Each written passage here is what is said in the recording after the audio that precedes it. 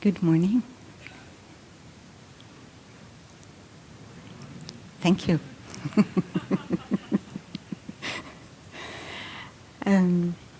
Today is the first full day of our business retreat. And dear respected Thai, dear brothers and sisters, dear friends, ladies and gentlemen. It's the 1st of June 2017 and we are in the Lower Hamlet. We have come from many corners in the world. France. Who's from France? Wonderful, okay. England. Yes. Ireland. Uh-huh. Italy. Yes, good. Spain. Mm-hmm. Scandinavian countries. Thank you. Germany. Oh, very diligent.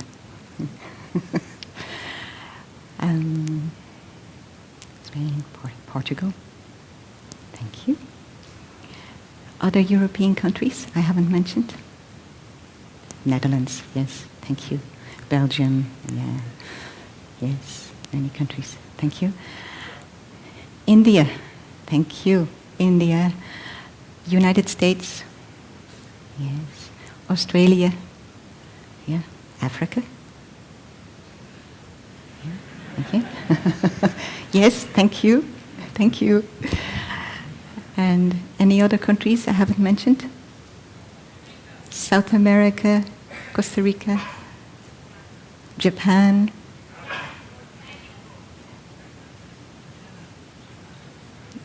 Vietnam. Wonderful. So you're all very, very welcome. Yes? Thailand, thank you. China, thank you very much. Yes, it's the headscarf. China, thank you very much. You're all very, very welcome in Plum Village and today in the Lower Hamlet. So we are managers, we are CEOs, we are owners of businesses, companies, corporations.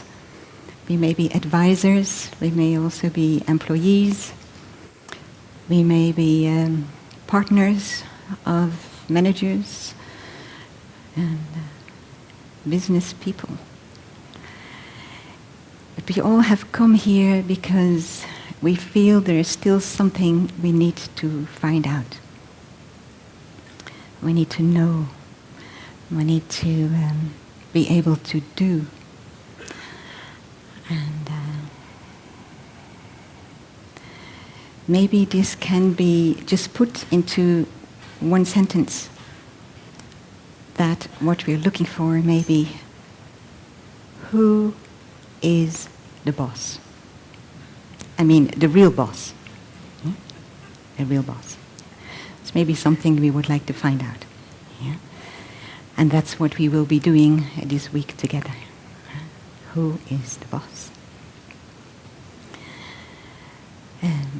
Who is the real boss in our life?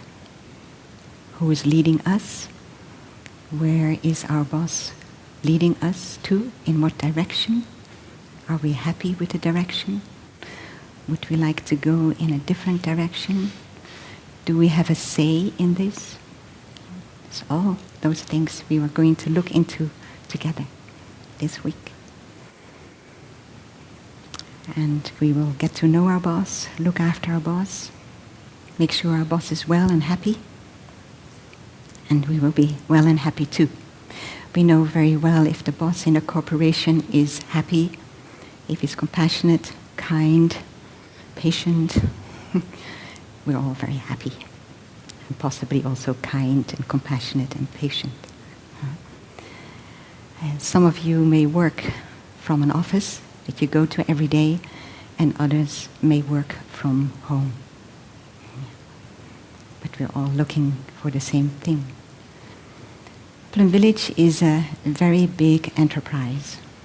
very big. And you may want to know who's the boss. Who's the real boss? And how do we do it? I mean, how do we do this? People come here and ask us, how do you do it? We receive hundreds of people for retreats, thousands in a year. We have friends who come here on, let's say, a regular basis in a regular time where we don't have a particular retreat organized. Every day we may be, or a day of mindfulness, we may be with 450 people here, out of which 40, about 200 and something are monastics. We are the employees, if you like. We are the residents.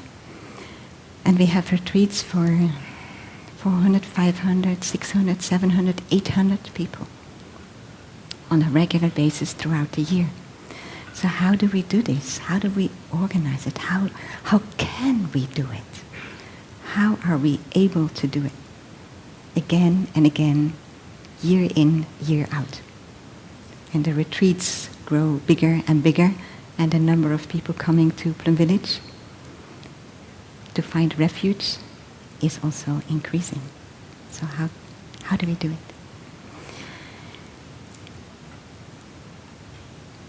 And we work from home.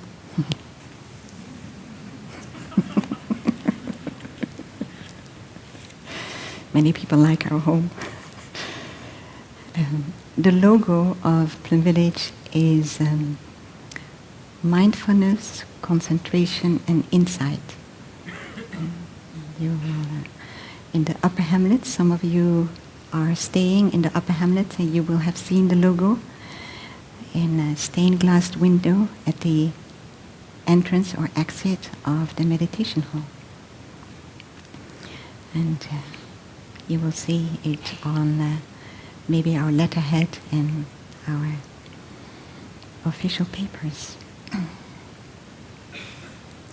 Mindfulness, being present, and when we remain present, sustained mindfulness is concentration, and sustained concentration allows us to look deeply into what we want to look into in order to really understand and come to insight. In our everyday life, we are generating the energy of mindfulness by our way of sitting, our way of walking, our way of eating, our way of working. We generate the energy of mindfulness. It means every moment we're bringing our mind home to our body. Our body is the home of our mind. We bring our mind home to our body.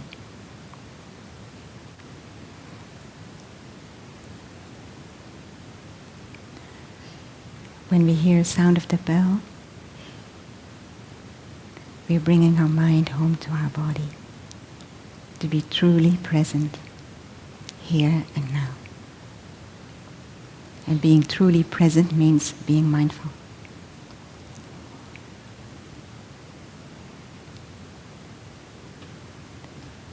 Our way of living is mindful living every moment of the day,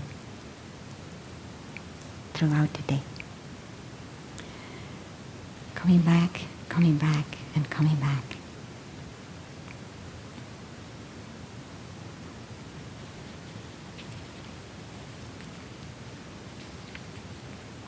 So many things I want to tell you, share with you. And I only have 1 hour.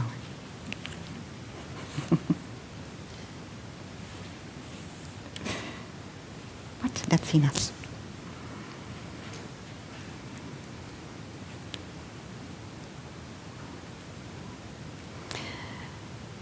when we bring our mind home to our body and we are truly present, we have one moment of calm, one moment of peace, one moment of clarity.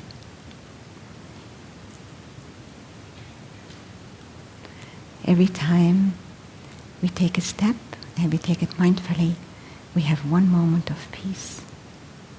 Every step is peace. One moment of calm. One moment of true presence.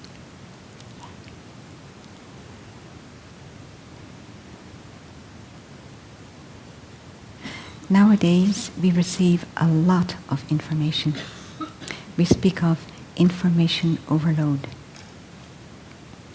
Many, many years ago, I think when the laptop came out first, I saw an ad in a magazine. And there was a business person standing on a beach in business outfit with a laptop. And it said, now we are available and reachable any moment, anywhere. And I thought, oh no, where are we going? No more respite, no more peace. No. We need to be available and reachable any moment, anywhere. Yeah. It's good. It's very good. When we are a medical doctor or emergency, it's very good. We have a little bleeper or something, at least we used to have, and we could be called any moment in case of emergency. Yeah. Do we now still know when is emergency and when it's not an emergency?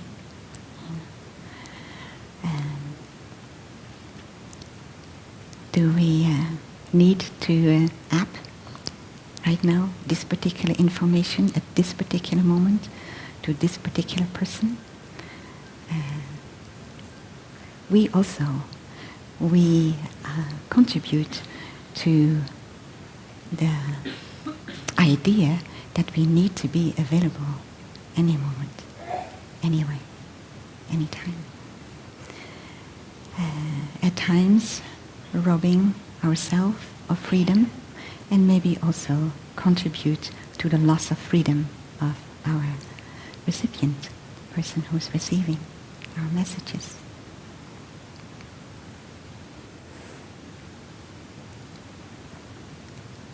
So the practice here is to come back to ourselves, to be truly present.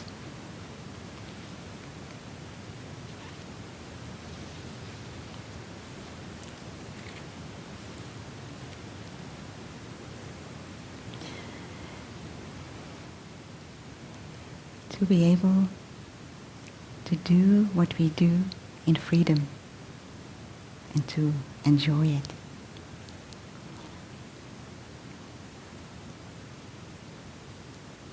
What is robbing us of our freedom?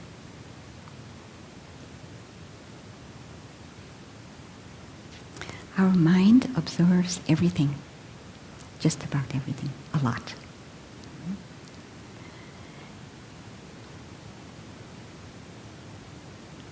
And whatever comes in through our senses, our eyes, our ears, mostly, and through our thinking, our mind, waters seeds in us. A seed is a potential that we have. We have the potential to be happy. We have the potential to be free. We have the potential to be inclusive, to be understanding, compassionate. We also have the potential to be irritated, to be angry, impatient, to be discriminative, to be exclusive.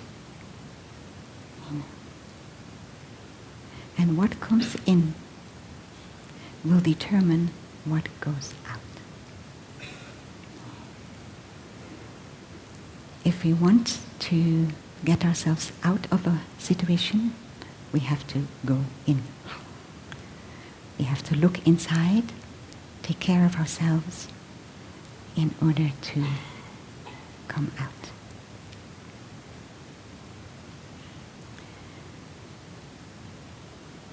We have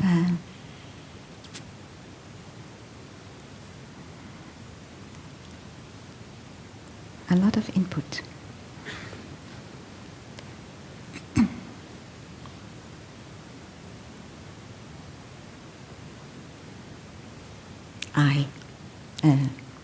Organ, I mean.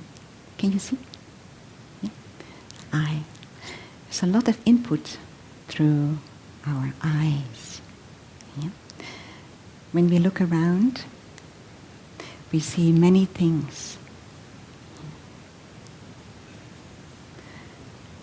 And then we pay attention to one thing. And the energy of that one thing we pay attention to goes in and touches something in us. We say it touches a seed. So I'm standing here. You may like to sort of look around behind you.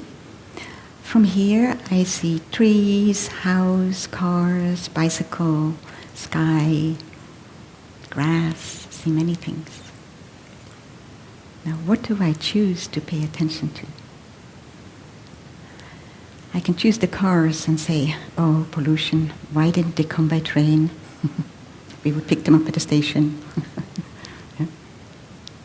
What is that water in me? A little bit of annoyance. Yeah. I have the capacity to be annoyed. Yeah. So I make that capacity a little bit stronger. We call it the seed. I make the seed of annoyance a little bit stronger. But I can also look at the trees and see the cherries are almost ripe. And it looks beautiful. That touches on gratitude. Look at the gift of the earth. It just offers it like that. It doesn't ask anything, it just offers. The fruit, our fruit.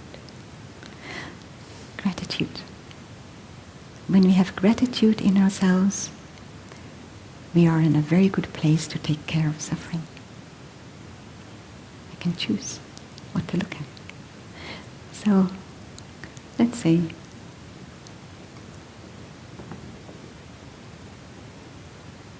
and here, I haven't drawn many cars in my life, so please excuse me.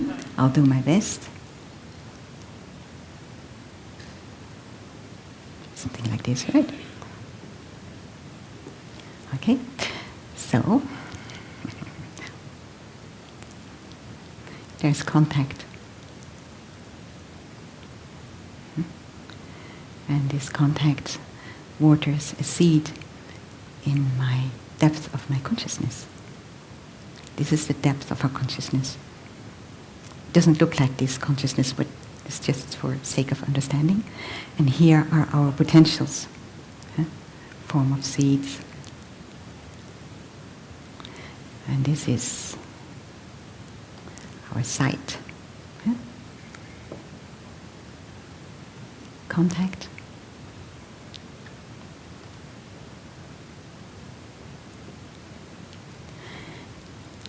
Impression comes in.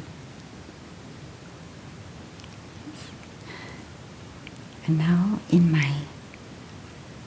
my mind becomes grateful. Let's say, whatever manifests in the mind, let's put it up here. So, oops. And now my mind is grateful. Thank you. Okay, we're grateful. After a little while, there are other impressions through my eyes and ears especially, and another seed may manifest. Yeah? And I may feel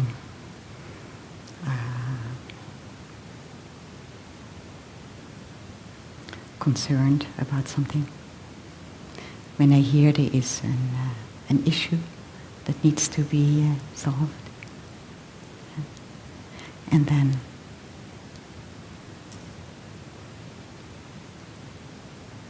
my mind may be a little bit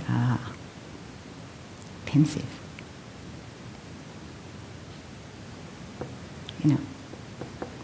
Thinking.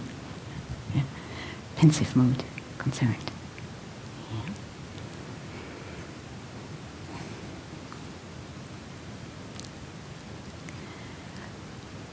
The seed that are strongest, that have been watered through our sense organs, be it eyes or ears or nose, tongue or touch, body, or our own thinking, the seeds that are strongest will manifest as a mental formation or a state of mind most often. And when we have this state of mind often, it becomes what we call the inclination of the mind. Inclination of the mind. So is the inclination of our mind of a positive nature or of a negative nature? Do we see possibilities or do we see obstacles? It's very interesting to observe our mind. What is our first thought when we wake up in the morning? Oh, not another day. Or, another day. Maybe on a free day, it's different than a day we have to go to the office. What is the first thought we have when we meet a loved one we live with? So happy to have them in our lives. Or if we happen to have a little conflict, we say, I just cannot stand the sight of her or him today. What's our first thought? What is the inclination of our mind? What is the current inclination of our mind? Because the inclination of our mind is impermanent, just like everything else. Just like everything else.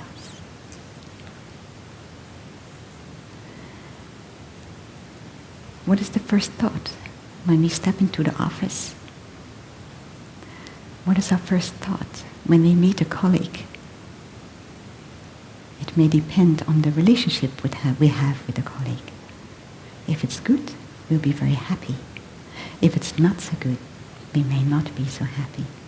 We may be irritated. Oh, this is the person who always makes difficulties in a meeting. No matter what we propose, it always is yes, but. That doesn't lead to much. But maybe we ourselves are also yes, but. What is the inclination of our mind? And that is what we like to look at this retreat. What are our habit energies of thinking, speaking, and acting? Our habit energies stem from the inclination of our mind. What are the neural pathways that we have trotted along again and again and again? The lower hamlet, as well as the upper hamlet, you have seen, has also neural pathways. We have pathways, and we have other neural pathways that are not paved, but they're there because they're right there because we have taken that path many, many times. Official and unofficial neural pathways. What are the neural pathways that we have? Do we have a say in it? Do we have a say anywhere? Yeah, that's the question. That's what we're looking at, right? So there is a contact. In fact, if I want to make this more precise,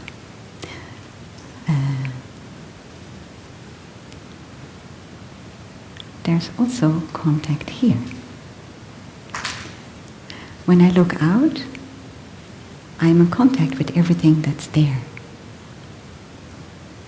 And then my attention goes to one thing. My attention goes to one thing. In this case, to the tree.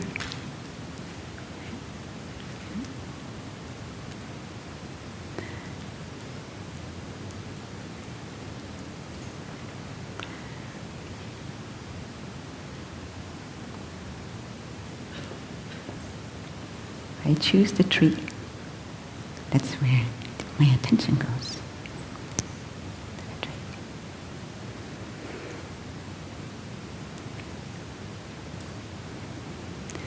When I look in a direction, I have the whole picture, and I stay a little longer at the tree. Yeah? And I get a good feeling. I get a good feeling. And then I look a little bit closer and I think, oh, it's a tree. And then my mind says, yes, I like the tree.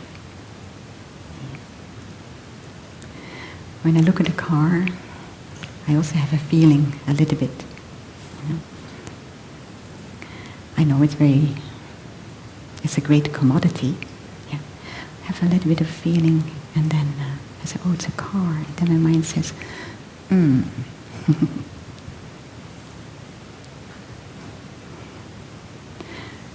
Two ways of responding to a contact. It's either yes or no. And this happens throughout our day. We may not be aware of it, but every moment of our life, there's contact. There's an attention, a feeling, and then perceiving the object clearly, and then a desire to either take or say no. This happens without our knowing. It happens all the time to all of us. And it's that process that brings about the inclination of our mind, what we're looking at today.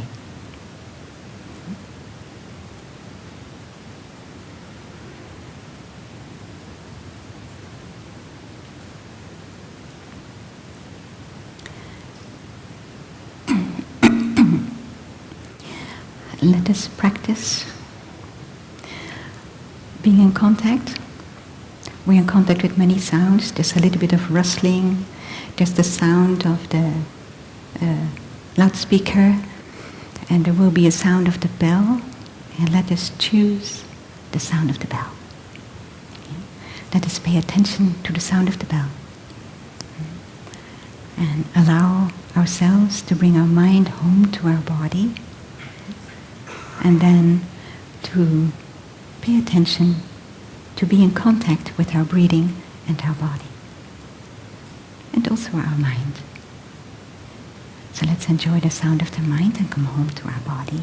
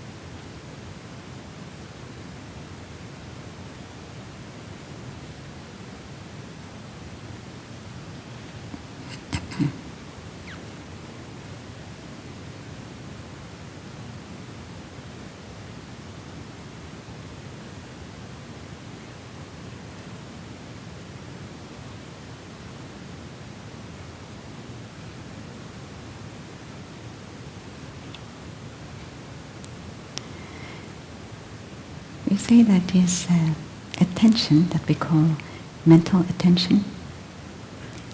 And there's a Sanskrit word for that, which has a beautiful sound. It's called Yoniso.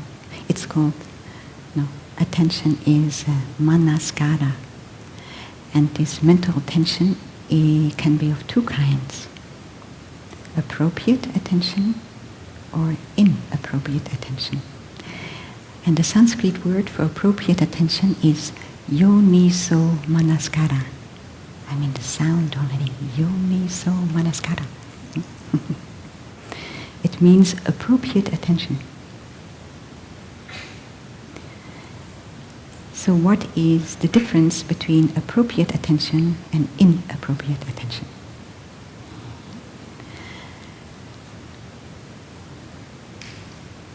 Appropriate attention is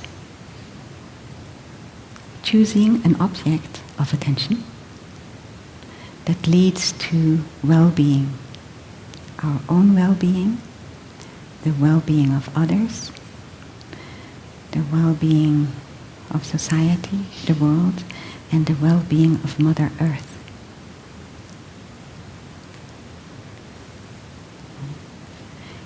Inappropriate attention would be paying attention to an object that leads to ill-being of ourselves, of others, our beloved ones, our colleagues, society, the world, and our planet, our environment.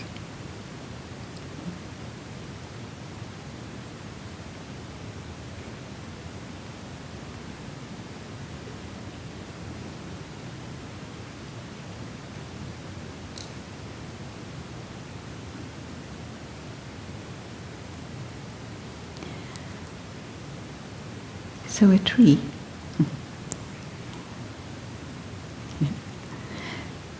we need trees in order to survive. Yeah? So paying attention to a tree, which leads to, yes, this is wonderful, which leads to, I want to take care of the tree, of the environment, leads to well-being, the individual well-being, greater well-being, and the planet. Now how about a car? Yeah? Many cars create a lot of pollution. Yeah. So would I say that it's inappropriate attention to pay attention to cars? However, what makes an attention appropriate is also when we look, how we look at the object of our attention. So I can look at a car and say, well, cars have saved many lives. They're necessary. Yeah. Nowadays, when things go much faster, we have been able to save life with cars, and ambulance, and fire brigade. You know, many, many ways that cars have saved lives. Yeah. So I can see the goodness of a car.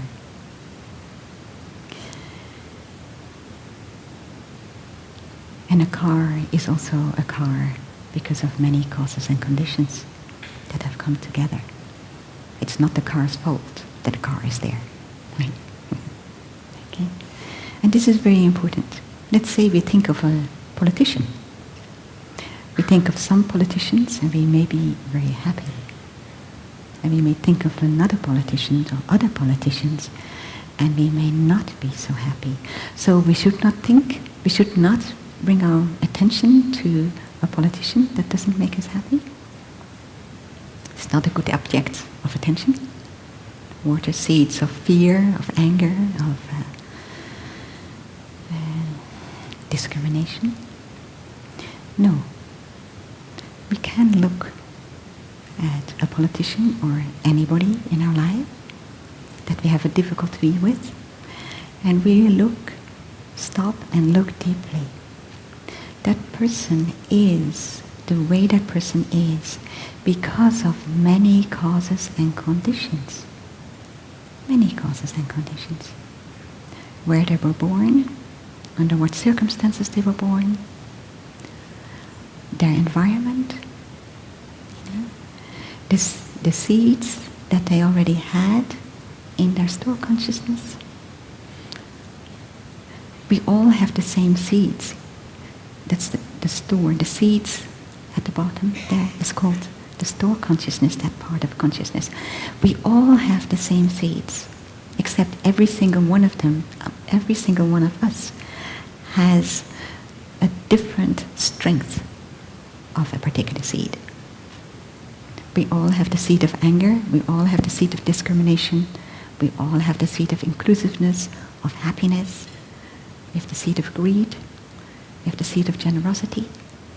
But in some of the seeds are stronger than in others. And that's because of causes and conditions.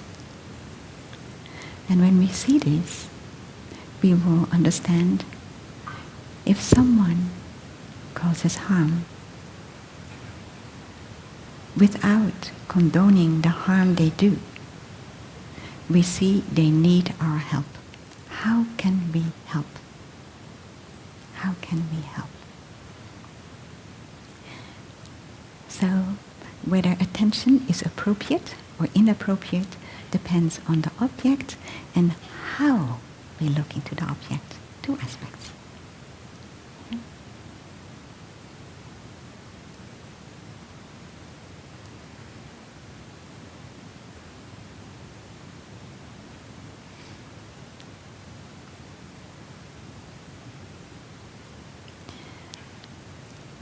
Maybe we shall choose the bell to give our attention to come home to ourselves.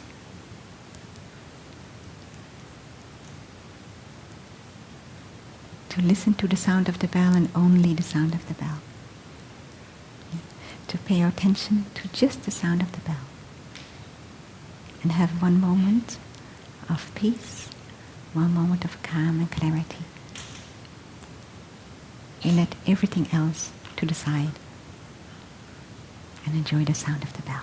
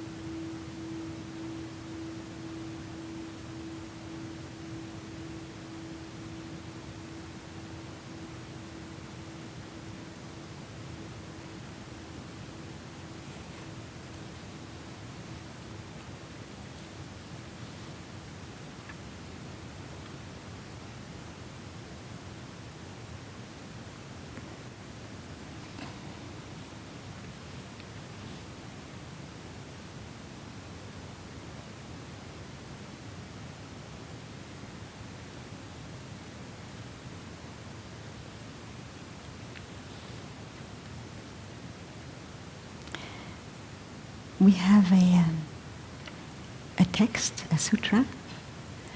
A sutra means a teaching of the Buddha, which is called 5 Ways of Putting an End to Anger. And during this retreat, you will be listening to that sutra. And we see that we receive very concrete instructions on how to put an end to anger.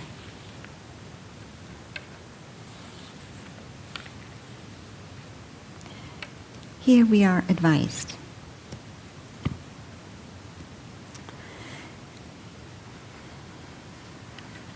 to pay appropriate attention, Yonisomanaskara, very clearly. If someone's bodily actions are not kind, but his words are kind,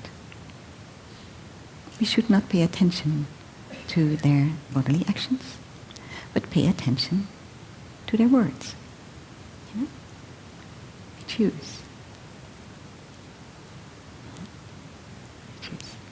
Paying attention to the words, we will not get angry because we see a larger picture of this person, not just their physical action. It's much bigger. They are larger than our physical actions or our words.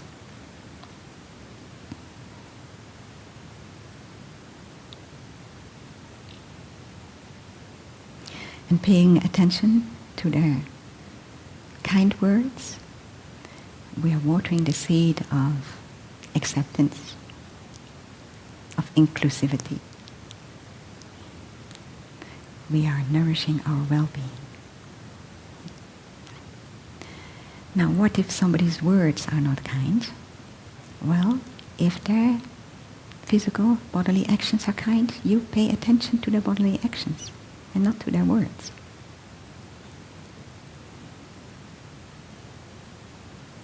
And this is how we put an end to anger.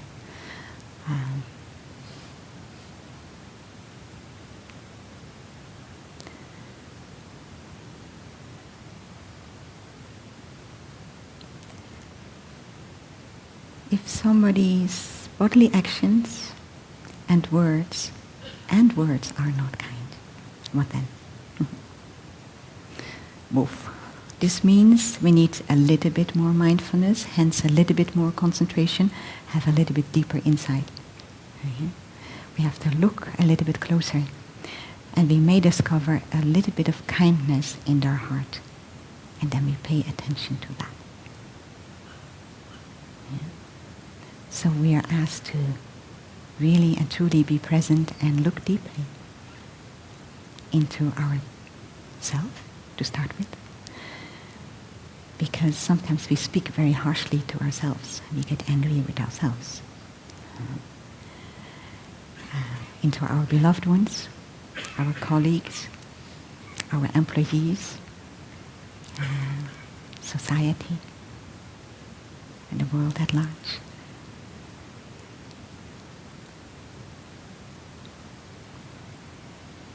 Now, if someone whose words, bodily actions are not kind, and in whose heart we cannot discover anything we can call kindness, then what? Well, then it means that person is undergoing great suffering. Somebody who is happy, is kind, has kindness in their heart, in their speech and in their actions. So this person cannot possibly be happy. And we may be the person to help, to take care of them. I have a friend who works in an office, and in fact her boss is someone whose bodily actions are not kind, and his words not very kind. And the employees have difficulties to discover kindness in the boss. She decided to be present for her boss, to be truly present and to listen. To listen. He remained as he was. Sorry, could also have been a she. Remained, her boss remained like that. Not kind. But one day he said to her, "Thank you. I think you're the only person who understands. You are the only person who understands me." And they had a good relationship, in spite of the anger that would come up from time to time. Because she was able to help, to be, not to be carried away by the unkind actions, unkind words, and the hardness of heart. She helped to bring some softness. Maybe her boss felt loved and appreciated. Who knows, for the first time in his life? I don't know.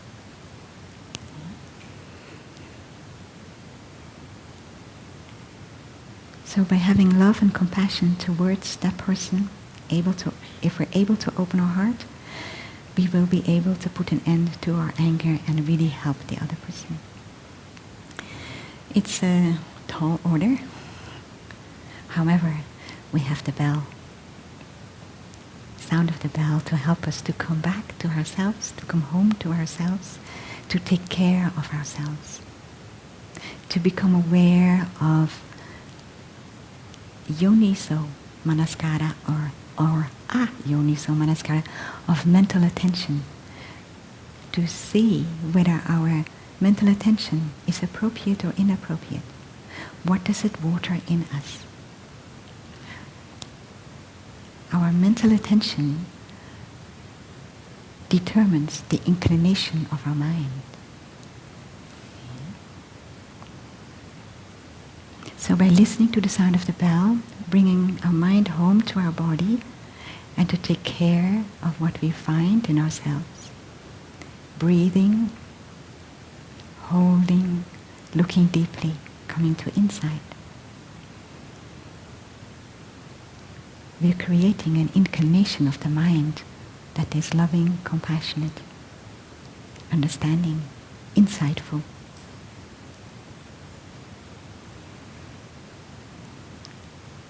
There's a fifth way. I said 5, so there's a fifth way. We've had 4. So if there's somebody whose bodily actions are kind, whose words are kind, whose mind is also kind, and we're angry, maybe we're jealous.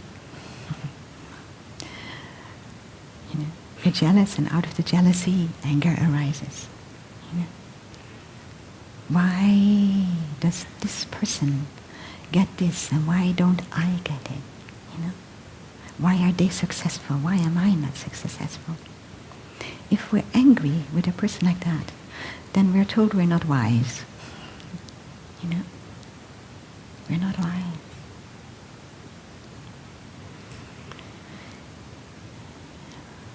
We should not be carried away about what is touched in us, the jealousy. But really focus on all the kindness that is there. And bathe ourselves in the kindness. Be nourished by it. In that way, our kindness, our well-being will be nourished also.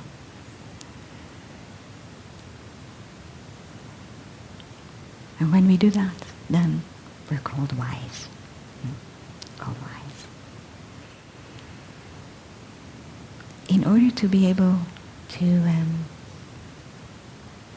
take care of our anger in this way, we need to have the capacity of being present. So we live a mindful life. We live a life, we have arranged in Plum Village our life in such a way that it's easy to come back to ourselves. And that makes it easy to have appropriate attention. Here in the lower hamlets, maybe also in other hamlets, wherever you go you see little signs, little poems. Little poems that help, little poems that describe the present moment. And that help us to be present in the present moment.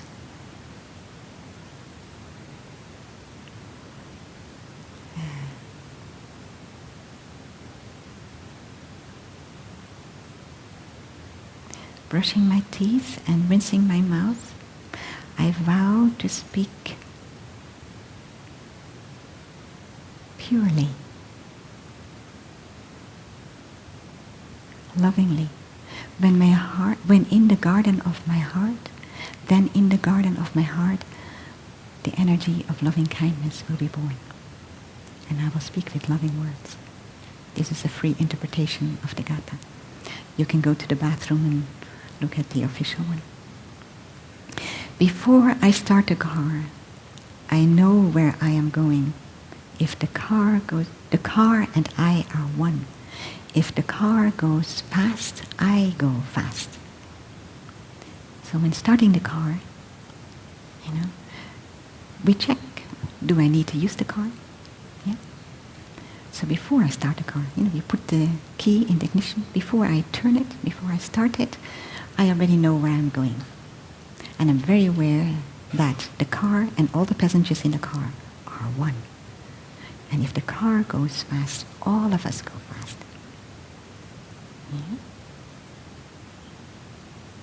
This brings us to the present moment. And when we drive, we will be very aware of how we're driving. We will pay attention to what is happening around us. Speed limits, for one. But other cars that may not practice the gatha, practice the poem, hence maybe going a little bit faster than is advised, or in a hurry, cut us off. And then we know that person must be in a hurry. Maybe they're on the way to the hospital. This is, we're in contact with. We have mental attention to somebody who does something. Yeah? How do we look at it? We're either watering a seed of anger or watering a seed of understanding, compassion, space. Mm-hmm. So these little poems, we call them gathas, they help us to practice appropriate attention throughout the day.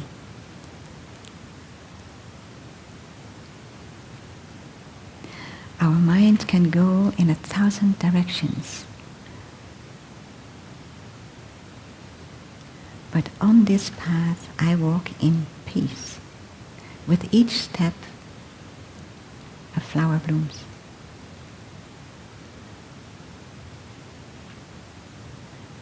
With each step, thank you. With each step, a gentle wind blows. With each step, a flower blooms. Yeah. Walking meditation is a main practice in Plum Village.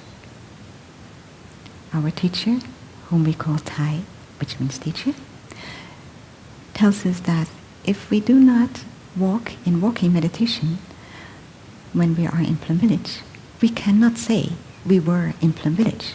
We can say we were in Lubez-Banak, yes, in Merak, yes, but we cannot say we were in Plum Village. When we write a letter, the address is of the lower hamlet, Lubez-Banak, Merak, or Tenak, Le P for the brothers. Yes, that's how it's registered somewhere. But what makes Le P and Tenak, or Merak and Lubez-Banak, Plum Village, is that we walk in walking meditation. Yeah. Whenever we take a step, we enjoy taking a step. We practice walking meditation because we enjoy it, we like it, because we find freedom.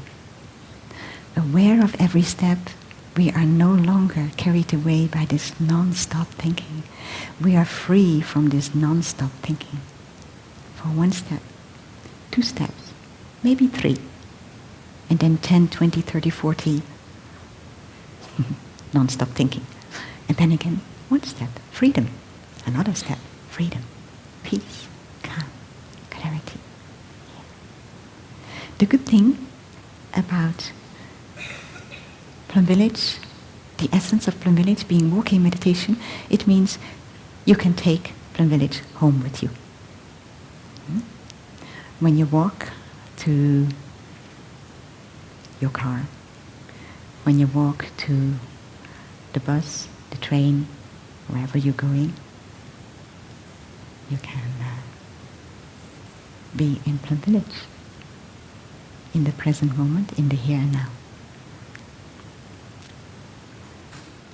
Space beyond space. I can walk.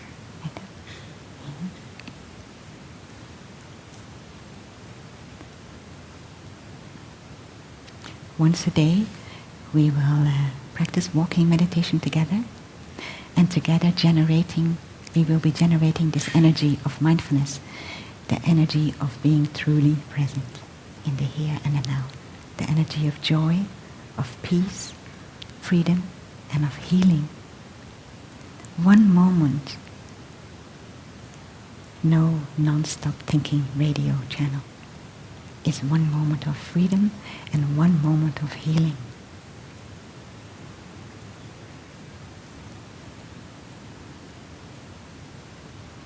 We have a song we like to sing. I have arrived, I am home, in the here and the now.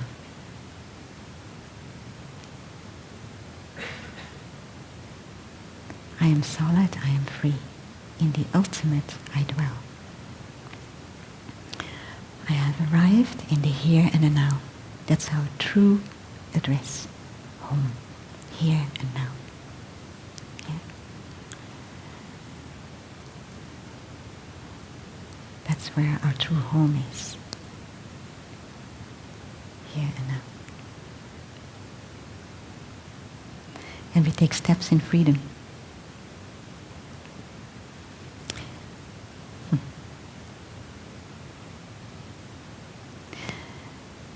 There's no way to freedom. Freedom is the way.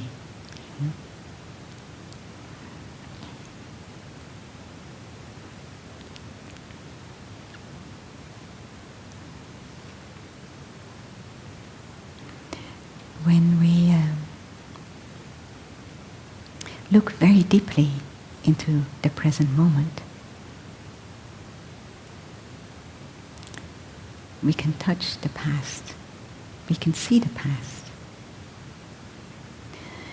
We're here all together right now. We spend time together. Yeah. Today we shall spend time together here in the lower hamlet. We shall practice walking meditation together. We shall practice eating together. We shall practice working together. Sharing. Tomorrow, that's our past. Actually, this afternoon, this morning is the past already. 5 minutes ago is already our past. So the way we live our present moment is the way our past will be. So this week also we're going to create a beautiful past together. Yeah? Every moment we create our past. So to take care of the past means we're taking care. We need to take care of the present moment. To be truly present, taking care of the present moment, we are taking care of the past.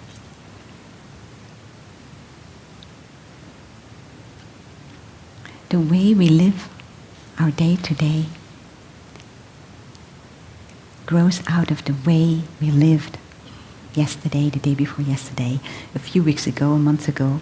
Because what did we do? A few months ago, a week ago, we decided to come to this retreat. For something we decided in the present moment, that's now the past.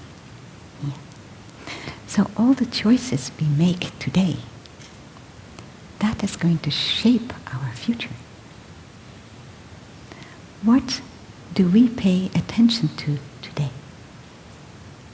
That is what waters seeds in our consciousness that will manifest tomorrow, sometime in the future, in an action of thinking, speaking, or doing.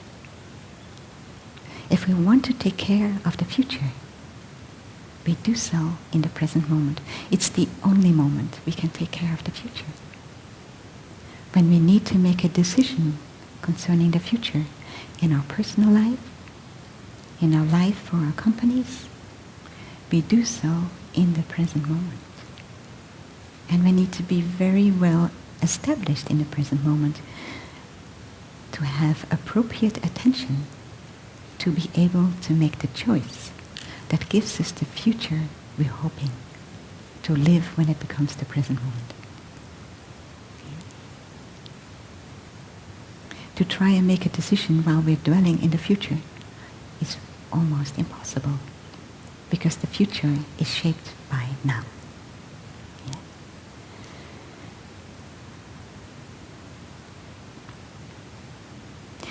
We have another,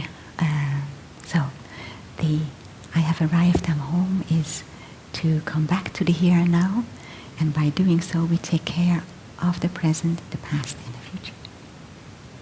We have another song that I like. It's called breathing in, breathing out. These songs, for those of you who are not familiar with them, you think they're so silly. Yes, they may sound silly, on the first hearing. But when we stop and look, we take a moment to look, what do these songs tell us? Breathing in, breathing out. I am blooming as a flower. Blooming as a flower. Yes. Yes, when I first heard this song, I thought, oh, obviously a child's song. Children must have made this song. It's clear. However, when there is a sound of the bell and we pay attention to the sound of the bell, we let go of all our anxieties, worries, concerns, hopes, wishes, dreams. We are free. We are free to be. We don't need to be anything else than what we are. A flower is not trying to be a flower, let alone a particular flower. It's just being the flower it is, according to causes and conditions. It is the flower it is. And it is blooming. Why? Because that's the nature of the flower, is to bloom. It doesn't, start coming out of the earth because it wants to be, a full bloom flower. No, it just comes out of the earth because that's what its conditions make it do at that moment. The flower is totally aimless in its being. And it's the most beautiful thing it can be.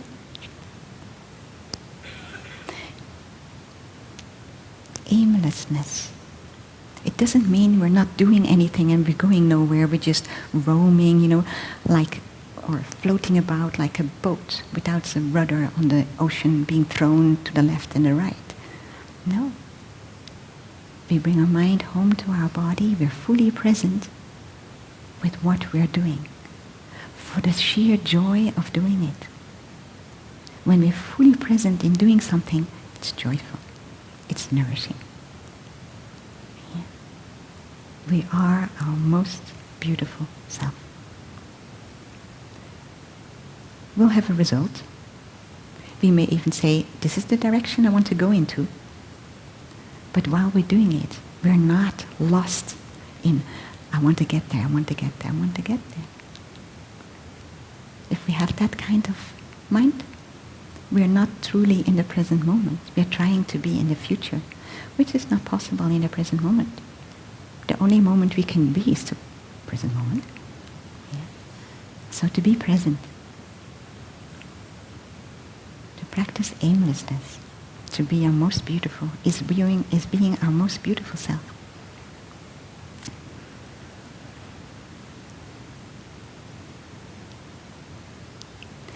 We are business. This is a business retreat for business people. And we in Plum Village, we are also, if you like, business people. And we are very aware that it's very easy to be busy-ness. The word already says it. I am a busy-ness person. When we practice aimlessness, we become busy-less persons. Isn't that wonderful? So in Plum Village, we have organized our environment and our daily life in a way that helps us to be busy-less person. Yeah. To practice aimlessness. To be truly present. Namaste.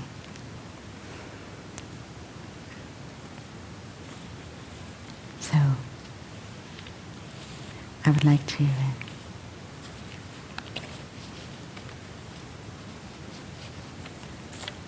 write on the board.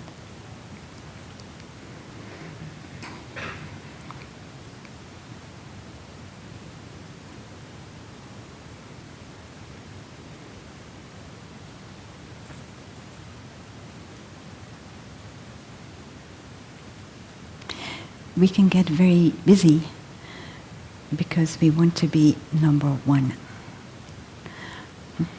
Maybe number one in our corporation, number one in life, number one as a corporation.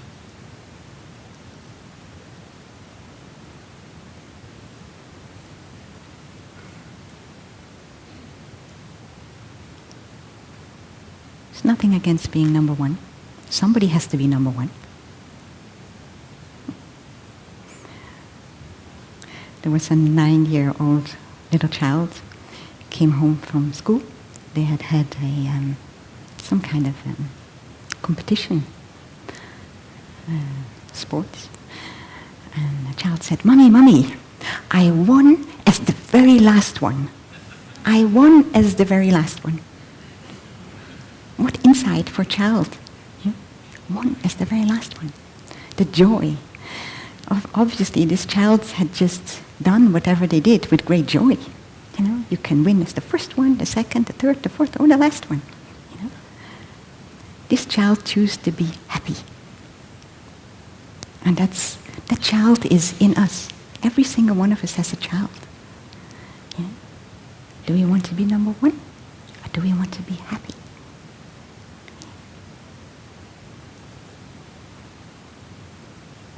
If you want to be number one, we may be a Busi-ness person. Want to be happy, then maybe a Busi-less person and achieve a lot. I just want to write this word on the board that I really like.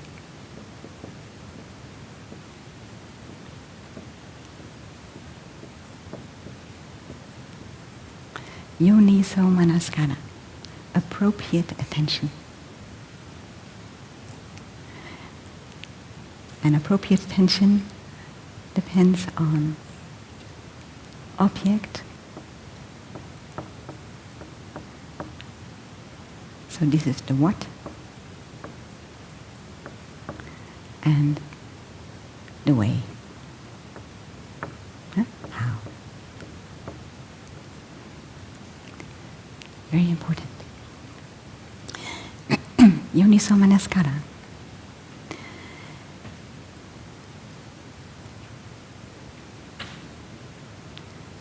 Mental attention is present when there's contact. And it's with the practice of mindfulness. It is mindfulness that gives us a say into whether that mental attention is appropriate or not appropriate, inappropriate. Hence, we practice in a way in Plum Village that generates the energy of mindfulness, so that we become inhabited by the energy of mindfulness. And then whatever we do, we will have appropriate attention. Or if it so happens that it is inappropriate attention, we will be quite soon aware of it, that it is inappropriate. And we can make it appropriate. So who's the boss? Who's the real boss?